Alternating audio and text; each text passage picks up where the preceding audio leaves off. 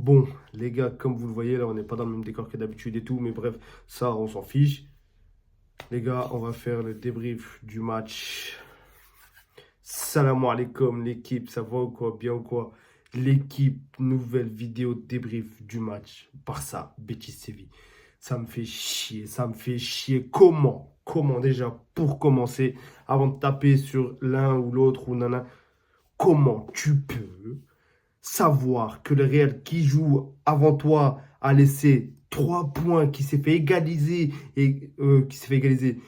marquer un but par Valence à la dernière minute, et toi tu viens avec cette mentalité-là. Oui, c'est vrai que tu joues le Betis Séville, oui, c'est vrai qu'ils étaient en pleine gourde, ils étaient là, 4 matchs d'affilée sans défaite, 2 nuls, 2 victoires ou je sais pas quoi, les statistiques. Bref, mais on s'en fout. Je suis remonté, les gars, je suis très très remonté contre certains joueurs, je peux pas et je peux plus. Je peux plus. Je vais en parler, Mais les gars, j'ai envie d'insulter, mais je vais pas insulter. Je vais être professionnel jusqu'au bout. Je vais essayer de l'être en tout cas. Mais il y a des joueurs qui me font chier totalement. Il y a des joueurs, je n'en peux plus. Je vais... Mais sur la physionomie du match, déjà, tu peux pas avoir cet état d'esprit-là quand tu sais que tu peux avoir 6 points d'avance sur le Real Madrid. Au final, tu n'en as que 4. Oui, c'est une très bonne chose. Mais ça laisse le Real en vie, le fait d'avoir 4 points. Ça laisse le Real en vie. Alors que s'il y en avait 6, il y aurait plus de possibilités que la Liga soit morte. Là, tout peut se jouer sur sur le Classico. Parce que derrière, tu perds le Classico. Après, derrière, tu fais un match nul contre je ne sais pas qui. Tout en sachant que on ne sait pas si le Real va perdre des points ou pas. Mais quand même, faut pas leur laisser cette opportunité-là. Pourquoi leur laisser cette opportunité-là de pouvoir éventuellement revenir? Alors que tu peux avoir 6 points d'avance. Et ça, je comprends pas. Et ouais, moi, je comprends pas ça. Et Araujo, quand je vous dis qu'il faut le vendre, ce mec, il faut le vendre. Il fallait le vendre, 50 millions à la Juve. J'entends des supporters du Barça dire, oui, mais c'est pas assez pour... Fallait le vendre, ça allait t'apporter 50 millions.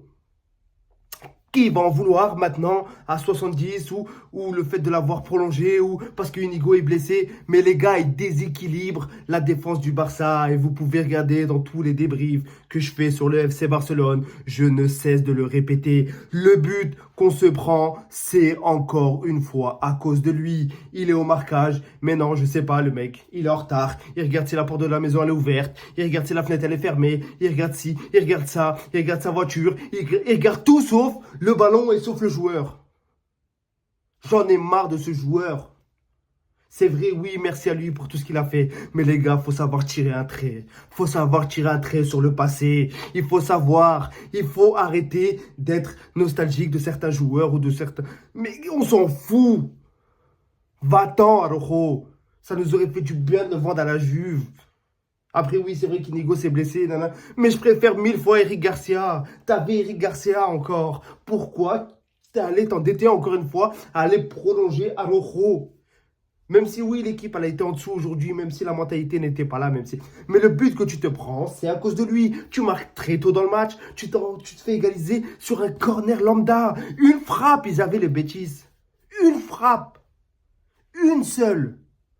Corner, Araujo, mauvais, je sais pas, mauvaise anticipation, en retard, but. Voilà, encore une fois, c'est à cause de lui. Soit il couvre le hors-jeu, ou soit, eh ben, il est pas sur son joueur, sur un corner. Pourtant, c'est un très bon joueur de tête. Mais non, non, non, bah, laisse-le. Il regarde tout sauf la balle. Bon. Voilà, j'ai fini de parler d'Araujo. Sinon, je vais encore une fois me casser la voix. J'ai tellement crié dans ce match. Ça a été difficile pour tout le monde, les gars. Tout le monde. Même Pedri, aujourd'hui, il a été un petit peu en dessous, ce qui est tout à fait normal, avec l'enchaînement des matchs et tout. Mais les gars, moi, ce que je reproche aux joueurs, c'est la mentalité qu'ils ont eue. Ils se sont réveillés à la fin et tout, mais c'est pas à la fin qu'il fallait se réveiller. C'est durant le match qu'il fallait se réveiller. Tu avais la possibilité de prendre 6 points d'avance. Oui, c'est pas un drame, t'en as 4. Ok. Oui, ok. Mais tu pouvais en avoir 6. Et là, 6, c'est fini. C'est fini. Il reste 8 journées, 6 points d'avance, t'es tranquille. Mais maintenant, voilà, tu dois encore tu dois encore te battre. La Liga est très difficile cette année. Mais regardez, et heureusement que le Real est à ce niveau-là, hein. Sinon, la Liga, je ne sais même pas si tu l'aurais gagné. Si ça avait été le Real de l'année dernière, ça se serait joué à des détails près. Bon, un petit peu comme maintenant. Mais heureusement que le Real n'est pas en pleine forme, les gars.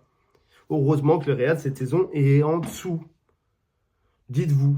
Oh. En tout cas, voilà, les gars, ça a été compliqué. Match très compliqué avec un Betis très compact, bien regroupé dans l'axe, qui prenait Lamine Yamal, qui lui aussi a tenté des choses, même si pour lui aussi ça a été un peu plus compliqué, un petit peu comme Pedri. Pedri, voilà, j'ai oublié de revenir sur lui, beaucoup de mauvais choix, beaucoup de...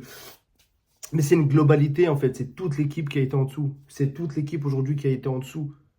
Pas que Pedri, pas que Yamal, ils ont tous été un petit peu en dessous. Pedri, voilà, des mauvais choix, des mauvais trucs. Pedri, les gars, je crois il a jamais, je vais grossir un petit peu les traits, mais je crois, sur toute la saison, il a jamais raté autant de trucs qu'il a raté aujourd'hui. Des mauvais choix, des mauvais trucs, des mauvais appels. Lamine Yamal aussi, pour revenir sur lui, c'était compliqué parce que lui, il avait bien été pris à deux. Après, c'est vrai que dans l'axe, ça s'est bien regroupé de la part du Betis Séville. Ils ont fait ce qu'ils avaient à faire parce que voilà, ils jouent les places européennes et ils vont chercher ils vont chercher la quatrième place vu qu'ils sont à la cinquième. À combien de points d'écart, ça, je ne sais pas. J'ai pas bien regardé. Mais voilà, très beau match du Betis Séville. Marc Bartra, ancien de la maison. T'es formé à la maison. Le match que t'as fait. Tu nous en veux, tu nous en veux. Le match qu'a fait Marc Bartra défensivement, rien à redire. Il a été exceptionnel. Anthony aussi qui a pris, voilà, qu'on a perdu un petit peu à la fin à la fin de la deuxième mi-temps, enfin avant qu'il sorte. On avait perdu un petit peu, mais début de match, voilà, ça allait sur les ailes, ça ressortait les ballons proprement du côté du Betis Séville, ça se regroupait bien. Et derrière, bah voilà, sortie de balle. Tac, tac, tac, tac, tac, tac. C'était très dangereux. Le petit Séville qui a été très dangereux. On savait que ça allait pas être un match facile. On savait. Mais voilà, quand le match commence, au moins tu te dis le Barça, voilà, c'est toujours très haut, un bon pressing, un bon truc. T'as un joueur, si l'autre qui n'arrive pas à avoir la balle, bah, l'autre a la balle. Mais sauf que non, quand c'est Araujo qui prend l'un des joueurs, il fait forcément faute. Araujo qui a été à côté aujourd'hui. À côté. J'ai dit, je vais arrêter de parler de lui, mais j'ai tellement de choses à... Et tellement il m'a énervé tout le match. Toute l'équipe en globalité m'a énervé. Mais lui, c'est le pire. S'il avait été au marquage, tu gagnes à 0, je m'en fiche. T'as les 3 points. Mais non. Il fallait qu'Araujo soit au marquage sur la tête. Et ouais, encore une fois. Mais bref, les gars, c'est pas ça le plus important. Le plus important, c'est la mentalité que tu as eue. Oui, il y a des grosses échéances. Oui, il y a Dortmund. Oui. Et Lewandowski aussi et Ferran Torres. Lewandowski, Ferran Torres. Je ne savais même pas qui jouait les deux. Ferran Torres, c'est vrai qu'il fait une superbe passe sur le but de Gavi. Parce que voilà, on va revenir sur le but de Gavi. C'est Lamine Yamal qui décale Ferran Torres en une, qui la met à Gavi. Gavi, très beau but, qui a essayé de faire voilà, ce qu'il pouvait. Il ne faut pas oublier Gavi qui revient de blessure et tout. Donc voilà, il a essayé de faire ce qu'il pouvait. Firmino aussi a essayé de faire ce qu'il pouvait quand il est rentré au milieu de terrain. Mais Ferran Torres et Lewandowski. Les gars, 14 ballons touchés, je crois, pour Lewandowski. Et Ferran Torres, à part sa passe D, on ne l'a même pas vu, les gars. On n'a rien vu en attaque, on n'a rien vu offensivement. On n'a rien vu offensivement. Rafinha qui est raté, Rafinha qui est rentré, qui a apporté un petit peu de mouvement. Malgré tout, il a essayé d'apporter un petit peu de mouvement et tout. Mais les gars, c'était bien trop compliqué. Avec un Betis bien trop compact dans l'axe. C'était un axe bouché. L'axe y était bouché, les gars, c'était trop compliqué. Mais t'arrivais à te procurer des occasions. Mais derrière, t'avais pas assez de lucidité pour les mettre. Parce que des occasions, t'en as eu. Adrian, t'as fait un très gros match. Les gardiens aujourd'hui ont été à l'honneur, que ce soit Valence ou que ce soit Betis. Les gardiens ont été à l'honneur aujourd'hui. 2 très bons gardiens qu'on a eu aujourd'hui. Ouais. En tout cas, c'était un match compliqué. Un match que j'ai eu du mal à suivre.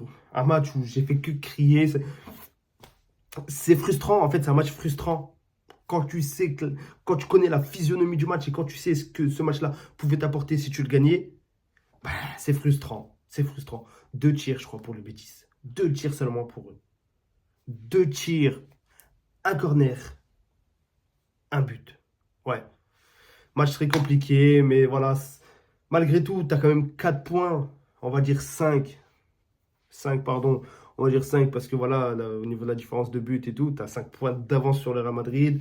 Tout tout en sachant que si tu as le même nombre de points à la fin de la saison, bah voilà, avec ton avantage que tu as eu dans les classicos et la différence de but, tu seras quand même champion. Mais les gars, au moins, tu aurais pu te focus sur la Ligue des Champions en essayant de reposer certains joueurs pour éventuellement voilà, aller le plus loin possible en Ligue des Champions. Mais là, tu peux pas. Là, tu es obligé de jouer la Liga à fond jusqu'au bout. Alors que si tu avais gagné ce match-là, tranquille, tranquille. Tu aurais pu mettre l'équipe B, t'aurais pu tourner, t'aurais pu. Mais là, tu ne peux pas. Tu ne peux pas. Tu ne peux même pas faire ça. Tu es obligé de jouer toutes les compétitions à fond. Donc après, ce qui fait que, ben voilà. Est-ce qu'ils auront le caractère nécessaire et la niaque nécessaire pour aller chercher le triplé? Et aussi, la fatigue. Ça joue, oui, c'est vrai que ça joue. Mais justement, si tu avais gagné ce match-là correctement, si tu avais la niaque dans ce match-là, tu aurais 6 points d'avance. Tu aurais pu faire tourner ton équipe. Tu aurais pu te focus sur la Ligue des Champions. Tu aurais pu te focus sur la Copa del Rey. Mais non, il fallait que tu fasses un faux pas. Parce que moi, j'appelle ça un faux pas, un match nul. C'est vrai que c'est 4 points.